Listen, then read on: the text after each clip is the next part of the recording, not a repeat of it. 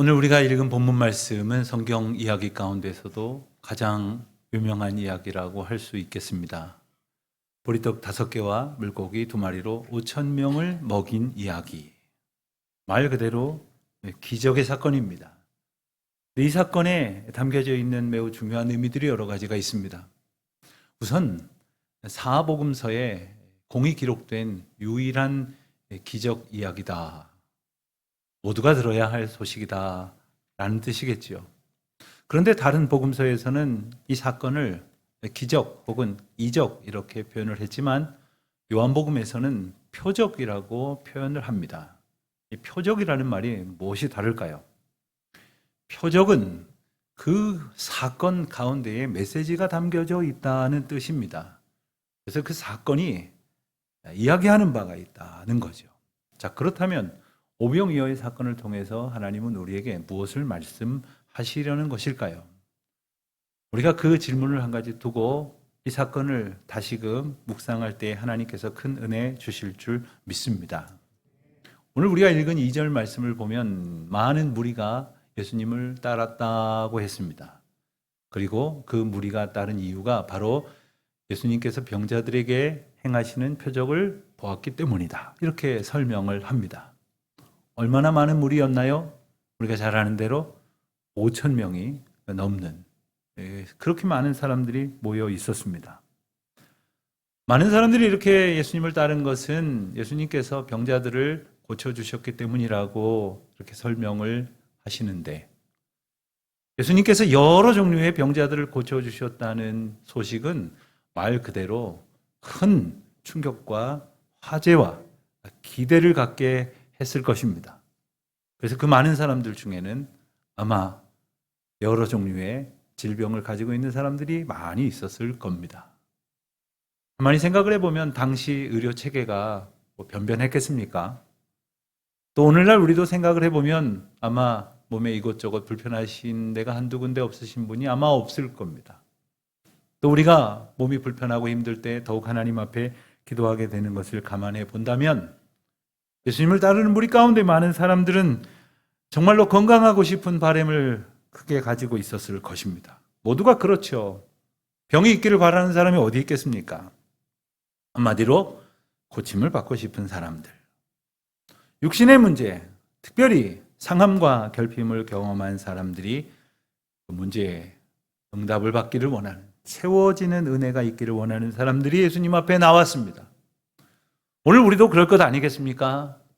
우리가 주님 앞에 나와서 하나님의 은혜를 구하며 기도하지만 사실 우리가 말하는 필요, 우리가 원하는 필요들은 지극히 육신적인 문제일 때가 많습니다. 그러나 주님께서는 오늘 본문의 그들이나 여기 모인 우리들에게나 단지 육신의 문제만이 궁극적인 대답이 아니라 예수님께서 우리에게 주시는 영혼의 양식을 얻게 하시는 것이 궁극적인 대답이다라는 것을 일깨워 주시는 거예요. 오늘 본문을 우리가 보면서 정말 오해하지 말아야 될 것은 단순히 먹을 것의 문제를 해결해 주시는 엄청난 기적 사건이다 이렇게만 생각해서는 안 될 것입니다. 우리가 말씀 말미에도 읽었지만 많은 사람들이 이 사건 이후에 예수님을 임금으로 세우려고 했다고 했어요. 왜 그랬겠습니까? 저분이 앞에 계시기만 하면 적어도 먹을 것 걱정은 안 해도 되겠구나. 우리 사회의 경제 문제, 이것은 걱정 안 해도 되겠구나 하는 생각을 하지 않았겠습니까? 그러나 이것은 단순히 육신의 양식 문제가 아니라는 겁니다. 영혼의 양식 문제를 해결해 주시고자 하는 메시지가 담긴 표적이었다. 그리고 이 영혼의 양식을 주시는 분이 누구신지, 그래서 우리에게 이 영혼의 양식이 있게 하시려고 오신 예수님이 바로 하나님이시다 라는 메시지가 이 사건 가운데 담겨 있기에 우리는 이것을 표적이라고 받을 수 있는 것입니다. 자, 많은 사람들이 예수님을 따라갔습니다. 예수님의 메시지를 들었습니다. 그리고는 얼마간의 시간이 흐르자 다들 시장해졌습니다. 끼니 때가 되었습니다. 예수님께서 그 많은 무리들을 불쌍히 여기시고 긍휼히 여기셨다고 오병이어의 사건을 기록한 다른 복음서에서는 조금 더 주목해서 설명을 합니다. 그때 예수님께서 제자 중에 하나인 빌립에게 물으셨습니다. 5절입니다. 우리가 어디서 떡을 사서 이 사람들을 먹이겠느냐. 그런데 왜 많은 제자들 중에 빌립에게 물으셨을까요? 빌립이 음식 담당이었을까요? 어떤 학자들은 말하기를 빌립이 이 사건이 벌어지고 있었던 갈릴리 주변 베세다 출신이기 때문에 그에게 물었다라고 설명을 하지만 그 말도 맞지만 그렇게 보자면 12제자 대부분이 다 갈릴리 출신이에요. 마을이 특정된 사람이 8명이나 되고 그 외에 있는 제자들도 그들의 친구 함께 왔고 뭐 이렇기 때문에 다 갈릴리 출신이라고 봐도 무리가 아닙니다. 그렇다면 왜 빌립에게였을까? 7절에 보면 빌립의 대답이 나옵니다.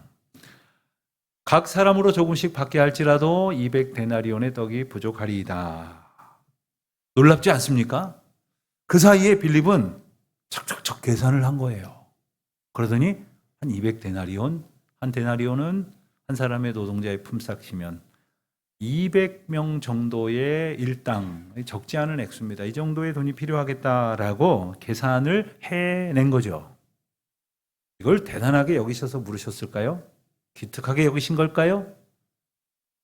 특별하긴 한 것 같습니다. 예수님이 눈앞에 계신데 지금 예수님을 따르는 무리들의 문제를 해결하시기 위하여 예수님이 어떻게 하실 것인가를 생각하지는 않고 그 사이에 척척척 계산을 하고 있었으니 빌립도 특별한 구석이 있는 것은 틀림없는 것 같습니다. 그런데 오늘 우리에게 이 빌립에게 질문하심으로 빌립을 주목하게 하시는 뜻은 바로 우리에게도 그런 구석이 있다는 거예요. 우리가 여러 가지 이 상황적인, 현실적인 문제 앞에 직면했을 때 늘상 우리를 인도하시는 분이 하나님이라고 고백은 하면서 주님을 따르겠노라고 주님이 이 문제에 응답이시라고 말은 하면서 어떤 문제에 직면하고 나면 계산하기 바쁘다는 거예요. 기도하며 하나님의 주시는 지혜를 따라서 내게 맡기시는 그 사명을 붙들고 주님의 인도하심 따라 순종해야 했겠는데 그러지 않고 있다는 거예요. 물론 덮어놓고 걱정만 해도 안 될 일일 것입니다만은 그렇다고 치밀하게 대응한답시고 인간적인 계산만 해도 안 될 것 아닙니까? 정말로 주님 앞에 답을 얻어야죠. 길 되신 예수 그리스도 앞에서 우리가 걸어가야 할 길을 여쭈어야죠. 그래서 주님께서 우리를 이끄시는 대로 기뻐하며 순종하는 가운데 따라가고 그리고 우리에게 믿음 주실 때에 그 믿음을 붙들고 주님의 능력 가운데에 서는 것이 우리에게 주신 놀라운 복인 줄 믿으시길 바랍니다. 여러분 빌립의 대답을 보시면서 어떤 생각이 드십니까? 빌립이 잘못 대답했다고 생각하십니까? 아니면 빌립이 믿음이 없다고 이렇게 생각이 드십니까? 이만큼의 돈이 들게 되었다고 말하는 그렇게 걱정하는 빌립을 보면서 참 빌립 믿음 없구만. 주님을 바라보지 않고 계산하기 바쁘구만. 이렇게 생각을 하셨다면 여러분은 어떠십니까? 여러분은 그렇게 생각을 하신 걸 보면 여러분은 어떤 문제 앞에서 빌립처럼 이렇게 계산하기보다는 더욱 기도하시는 분이시겠죠? 그렇습니까? 안 그렇습니까? 왜 아무데도 대답을 안 하시는 거죠? 우리는 과연 어떻게 살아가고 있는 겁니까? 우리가 만나게 되는 여러 가지 현실적인 문제 앞에서 주님이 계신데 무슨 걱정이야? 이렇게 고백을 하면서 믿음으로만 반응하며 살아가고 있는지 우리 스스로 답을 꺼내 놓을 수 있기를 바랍니다.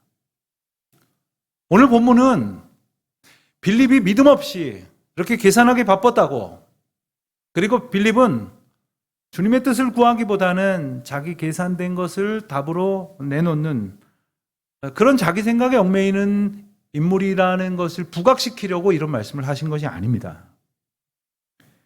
빌립에게 그럼 왜 질문하셨을까? 그 뜻이 궁금하다고 생각되는 이들을 위해서 7절에서 이렇게 설명을 해 주십니다. 이렇게 말씀하시면 진히 어떻게 하실지를 아시고 빌립을 시험하고자 하심이라. 뭐라고요? 시험하고자 하신다고요. 예수님은 빌립의 생각도 아셨고 또 어떻게 행동하실지도 다 알고 계셨습니다. 그럼에도 불구하고 빌립에게 질문을 하신 이유는 바로 빌립이 자신의 믿음의 관점과 그리고 예수님께서 보여주시고 가르쳐 주신 말씀의 능력 안에서 자기 생각과 자기 행동을 점검하도록 주님께서 도우시려고 하셨다는 뜻입니다. 여러분, 우리가 잘 아는 시험 이야기를 보면 제일 먼저 뭐가 떠오르십니까? 예수님께서도 이 땅에서 하나님께서 맡기신 사역을 시작하시기 전에 제일 먼저 사단에게 시험을 받으셨다는 기사가 마태복음과 누가복음에 자세하게 설명이 되어 있죠. 그렇듯이 사탄도 우리를 시험합니다. 그리고 예수님께서 그 시험을 받으신 이유는 예수님이 하나님이심에도 불구하고 절대 승패가 바뀔 일임에도 불구하고 시험을 받으신 것은 그 예수님을 따라서 살아가야 할 모든 그리스도인들이 어떤 방식으로 시험을 물리쳐야 할런지를 일깨워 주시기 위함이셨죠. 그렇습니다. 우리는 날마다 이 사탄의 시험 앞에 노출되어 있습니다. 그런데 본문을 읽었듯이 예수님도 시험하신다는 거예요. 그런데 여기에 대단히 중요한 차이가 있습니다. 사탄의 시험은 우리를 넘어뜨리려고 하는 거예요. 우리를 낙담하게 만들고 우리를 좌절하게 만들고 혹은 우리로 하여금 교만하여 방자하게 만들어서 죄의 구렁텅이로 빠뜨리려고 하는 것이지만 예수님은 우리를 더욱 믿음 안에서 굳건히 세워주시려고 때로는 우리를 시험하신다는 거예요. 그때마다 주님의 약속하신 말씀과 늘 인도하시는 성령님의 도우심을 붙들고 믿음 위에 더욱 든든히 서는 저와 여러분 되시기를 축원드립니다. 빌립이 마주한 예수님의 시험 앞에서 빌립은 계산을 했습니다. 그렇게 계산한 대로 대답을 했습니다. 이게 빌립의 방식이에요. 우리는 어떻게 할까요? 우리도 아마 우리의 방식대로, 우리의 수준대로 계산하든지 반응하든지 낙심하든지 불만하든지 살아가게 된다면 그게 우리 모습이고 그것이 우리 한계인 거예요. 사실 여기서 끝났어야 해요. 그럼에도 불구하고 우리 예수님께서는 믿음 없이 자기의 방식대로만 계산하는 인생들의 잘못을 지적하는 것으로 끝내지 아니하시고 모든 사람들의 현실적인 문제를 해결해 주심으로 궁극적인 문제의 답이심을 오늘 말씀을 통해서 선포하십니다. 그게 바로 하나님의 긍휼이에요. 그리고 그 방법이 보이는 것은 놀라운 하나님의 초월적인 능력입니다. 자, 여기 한 소년이 가지고 온 보리떡 5개와 물고기 2마리, 아마 그게 도시락이었을까요? 간식거리였을까요? 뛰어나가는 아들에게 어머니께서 챙겨주신 먹을거리를 안드레를 통해서 예수님께 가지고 왔습니다. 자, 그런데 안드레가 그걸 가지고 오면서 하는 말이 뭘까요? 여기 음식이 있습니다 하고는 그러나 이것이 이 많은 사람에게 얼마나 되겠습니까? 이렇게 말했다는 거죠. 저는 이 안드레가 요 말을 안 했더라면 얼마나 기특했을까 하는 생각을 해봐요. 요 말 하지 아니하고 주님의 역사를 위해 바칩니다 했다면 얼마나 좋았겠어요. 또 그 말 그런 생각은 아니어도 거기까지 생각을 하지 못하였어도 예수님께서는 우리에게 말씀을 전해주시라고 얼마나 시장하실까? 예수님이라도 일단 좀 요기를 하셔서 시장기를 면해야 되겠는데 하고 가져왔다면 그건 그것대로 또 갸륵한 거 아니겠습니까? 그런데 한다는 말이 여기 있어서 어린아이가 가져와서 드리긴 합니다만 이게 뭐가 되겠습니까? 이게 바로 안드레 생각의 수준이었던 거예요.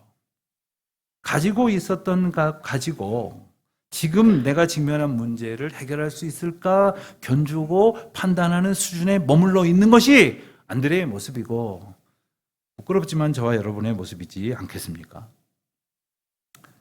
안드레가 가져온 한 소년의 간식거리는 아무리 봐도 그 많은 사람들을 먹일 대안이 될 수가 없었습니다. 하지만 우리가 보았듯이 그것이 예수님의 손에 들여졌을 때 넘치는 은총으로 변하게 되었고 엄청난 기적의 사건이 일어났죠. 예수님 앞에 드려진 것이 크냐 작냐 혹은 많으냐 적으냐의 문제가 아닙니다. 사람의 손에는 별것 아니었던 것이 예수님의 손에 드려졌을 때 놀라운 사건이 일어나는 거죠. 그럼 우리 인생이 꼭 그런 것 같습니다. 우리가 우리 인생을 스스로 근사하게 해보려고 혹은 자녀들이나 혹은 누군가의 인생을 좀 그럴듯하게 보이게 만들려고 얼마나 애를 씁니까? 그러나 그게 우리 수준이에요. 그러니 그 모양 그 꼴이죠. 그러나 우리 주님 앞에 드려질 때 우리 주님은 주님의 방식으로 주님의 놀라운 초월적 능력 가운데서 주님의 거룩한 역사를 이루실 줄 믿습니다. 동시에 우리가 깊이 유념하고 반드시 기억해야 할 것이 하나 있습니다. 우리에게는 보잘것없는 것이니 그것 가지고 예수님은 얼마든지 위대한 일을 하실 수 있는 분이요, 그러니 적은 것이라도 바치기를 힘쓰셔야 합니다. 이 이야기를 하려는 것이 아니에요. 그러니 보리떡 5개나 물고기 2마리라도 얼른 가지고 오십시오. 이 이야기가 아니란 말입니다. 그럼 무엇을 얘기하시는 걸까요? 예수님은 단지 우리가 가지고 있는 적은 것을 많게 해 주시려고 이 땅에 오신 분이 아니라는 말이에요. 보잘것없는 것을 그럴듯하게 해 주시려고 오신 분도 아니고, 사람들이 주목하지 않는 일을 하고 있는 사람을 사람들이 아주 추앙할 만한 일을 하는 사람으로 키워주시려고 오신 분이 아니라는 거예요. 무엇을 위해 오셨을까요? 오늘 본문을 보면 5,000명이라는 숫자를 감안하면 물론 보리떡 5개와 물고기 2마리는 아무것도 아니죠. 그래서 사람들이 그거 뭔 일이 일어나겠느냐라고 생각했을 것이고, 그 먹을거리를 가져온 안드레부터도 이것이 이 많은 사람에게 얼마나 되겠습니까? 라고 반응한 것이 지극히 정확하고 현실적인 판단이라고 여길런지 모르지만, 예수님께서는 놀랍게도 그들이 정말로 적은 것이라고 여겼던, 그래서 보잘것없는 것이라고 치부했던 것을 가지고 수많은 사람들을 먹이셨다는 거예요. 거기에는 모든 사람들의 현실적인 문제를 해결해 주시고도 12광주리를 남기셨다는 거예요. 무엇을 말씀하시는 것일까요? 우리 주님께서는 사람들이 소중하게 여기지 않는 것을 가지고 소중하게 만드셨어요. 그 말은 바꿔 말하면 정말로 소중한 것을 소중하게 않게 여기고 있는 우리를 깨우시려는 것이죠. 정말 중요한 것을 정말로 소중하게 붙들고 살아가고 있느냐는 것이에요. 바로 그것이 예수님의 관심이고 예수님의 방법이셨습니다. 자, 예를 들면 예수님께서 이 땅에 오셔서 하신 말씀들, 또 행하신 일들, 특별히 그 가운데에 표적이라고 말씀드렸잖아요. 보여주신 기적에 담긴 메시지들을 우리가 자세히 보고 정확히 알면 예수님이 우리에게 하시려는 말씀을 우리가 정확히 이해할 수 있게 돼요. 예수님이 왜 오셨는지, 우리에게 원하시는 바가 무엇인지, 무슨 역사를 우리에게 보여주시려고 오셨는지를 알 수 있게 되죠. 그런데 따지고 보면 예수님께서 병든 사람들도 고치시고 하나님 나라를 말씀으로도 선포하시는 일도 많이 하셨지만, 놀랍게도 먹고 마시는 일에 많은 시간을 할애하셨어요.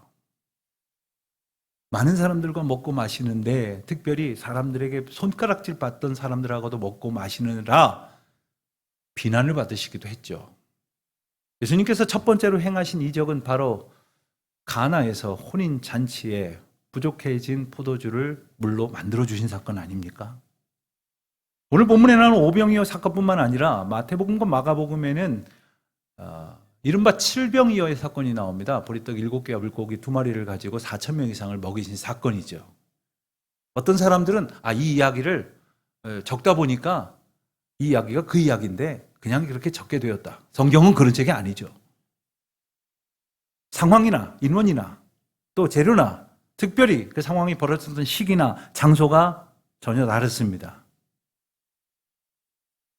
특별히 이와 같은 사건을 한 번도 아니고 2번을, 그리고 그 수많은 사람들 앞에서 보이신 이유가 무엇일까요?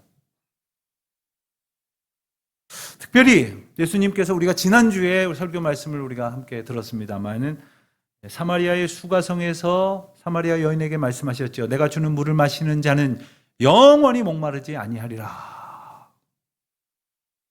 또 오늘 말씀에 이어지는 6장 35절에서는 또 이렇게 말씀하십니다. 나는 생명의 떡이니 내게 오는 자는 결코 줄이지 아니할 터이요 나를 믿는 자는 영원히 목마르지 아니하리라. 예수님께서 이렇게 마시는 것, 먹는 것 여기에 관하여 많은 말씀을 하시고 특별히 많은 사건을 통해서 분명하게 보여주시라는 그 메시지가 뭐겠느냐는 거예요. 이것이 바로 우리를 향한 예수님의 관심이에요. 메시지란 말입니다. 이 모든 것은 주님께서 이 땅에 우리를 위하여 오셨고 십자가에 자신의 몸을 내어 주시면서 또 그곳에서 피를 흘려 주심으로 우리의 생명 양식이 되셨다는 사실을 선포하시는 것입니다. 예수님께서 반복적으로 말씀하시고 보여주시고 강조하신 것, 내가 너희의 생명 양식이니라, 이 말씀을 하시려는 거죠. 그런데 우리는 계속해서 그냥 입으로 넘어 들어가는 육의 양식만을 생각하니까 더 이상 그 얘기할 것 없다. 그 문제는 나에게 아무것도 아니다. 우리 주님께서 그 사건을 모든 사람 앞에 펼쳐 보여주신 것 아닙니까? 우리는 예수님의 뜻을 알려고 하지도 않고 알지도 못한 채 생명 양식에 관해서 말씀하시려는 주님 앞에서 계속해서 육신의 양식 타령만 하고 있으니, 그래서 그것을 요구하는 것을 기도라고 여기고, 그래서 그런 요구가 조금 충족이 됐다고 생각하면 은혜 받았다고 하고 복 받았다고 말하잖아요. 또 반대로 그걸 얻지 못하게 되면 시험 들었다고 말하고 내가 시련을 겪고 있다고 이렇게 말하고 있지 않습니까? 오늘 본문에 등장하는 예수님을 따르는 무리들이 바로 그 대표적인 증거입니다. 그들은 영원한 생명 양식을 주시려고, 영원한 생명으로 우리를 이끄시려고 오신 예수님을 알아보고 그분을 따른 것이 아니어서요. 여전히 땅에서의 만족을 위해서 내가 원하는 것을 채워주실 수 있는 분이 바로 예수님이라고 생각을 하고 쫓아다녔다는 겁니다. 심지어 이 오병이어의 사건을 보고도 그들의 인식이 달라지지 않았다는 사실을 우리는 26절에서 알 수가 있습니다. 26절입니다. 예수께서 대답하여 이르시되 내가 진실로 진실로 너희에게 이르노니 너희가 나를 찾는 것은 표적을 본 까닭이 아니요 떡을 먹고 배부른 까닭이로다. 이 오병이어의 엄청난 사건을 겪고도 계속 쫓아가긴 했는데 그 이유가 이제는 이분이 우리의 생명 양식이로구나, 내게 생명의 양식을 주실 분이로구나 하는 생각 때문이 아니라 저분 쫓아가면 먹을 건 생겨 이러고 쫓아다니고 있다는 겁니다. 우리가 이렇게 어리석습니다. 우리가 이렇게 무지합니다.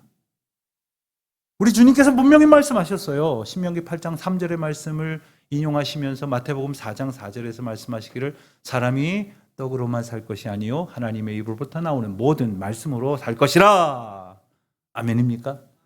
그렇게 말씀하셨음에도 불구하고 오직 나를 만족시키는 이 땅의 물질적인 풍요와 충족을 원하고 있는 어리석은 우리들입니다. 이 모든 문제가 영적인 문제임에도 불구하고 눈앞에 있는 작고 작은 문제로 인하여 정신을 차리지 못합니다. 한 치 앞도 내려다보지 못하면서 여전히 계산하고 있어요. 계산도 잘 할 줄 모르면서 말이죠. 오늘 본문을 보면 예수님을 그토록 적지 않은 세월 동안 따라다녔던 빌립이나 안드레도 다름이 없습니다. 여전히 그의 시각이 거듭나지 않고 있어요. 사랑하는 성도 여러분, 올해는 우리가 주님의 은혜를 힘입어서 눈이 새로워졌으면 좋겠어요. 귀가 변화됐으면 좋겠어요. 마음과 생각과 계산 방식이 거듭났으면 좋겠습니다. 더 이상 200데나리온 타령하지 않아도 된다고 이미 조상적부터 내내 들어온 만나의 스토리를 통해서 언제나 우리를 하나님이 뜻하시는 바대로 먹이시고 입히시고 살게 하시는 은혜를 누리고 있다는 사실을 잊지 말아야 한다는 것입니다. 그러니 이제는 생명 양식을 구해야 하지 않겠습니까? 오직 생명 양식으로 우리를 배불리게 하시는 주님 안에서 우리가 누릴 자유는 뭡니까? 믿음이 주시는 능력입니다. 오늘 본문 말씀에 이어지는 사건이 무엇인지를 한번 살짝 보시겠습니까? 오병이어의 사건이 바로 뒤에 기록하고 있는 것은 바로 바다 위로 걸어오시는 예수님에 관한 이야기입니다. 그리고 그 예수님을 보면서 두려워했지만 두려워하지 말라 하시면서 예수님은 그들을 깨우십니다. 그리고 그분이 나의 생명 양식을 주시는, 나의 육신의 모든 문제를 초월하셔서 응답하시는 주님이심을 알고 기뻐서 주님을 영접했다고 했습니다. 주님이 거기 계시기 때문이죠. 주님이 여기 계시기 때문입니다. 주님이 우리와 함께 계시기 때문입니다. 주님이 우리와 함께 계시기 때문에 오늘도 기쁘고 평안하지만 내일도 그러할 것이에요. 우리의 마지막 날까지 그와 같은 은혜는 충만할 것입니다. 비록 우리가 어리석고 불안에 떨고 있는 믿음 없는 자들이지만 주님 오늘 우리를 다시금 굳게 세워주셔서 믿음으로 풍성하게 하실 줄 믿습니다. 그 은혜로 승리하시는 저와 여러분 되시기를 주의 이름으로 축원드립니다.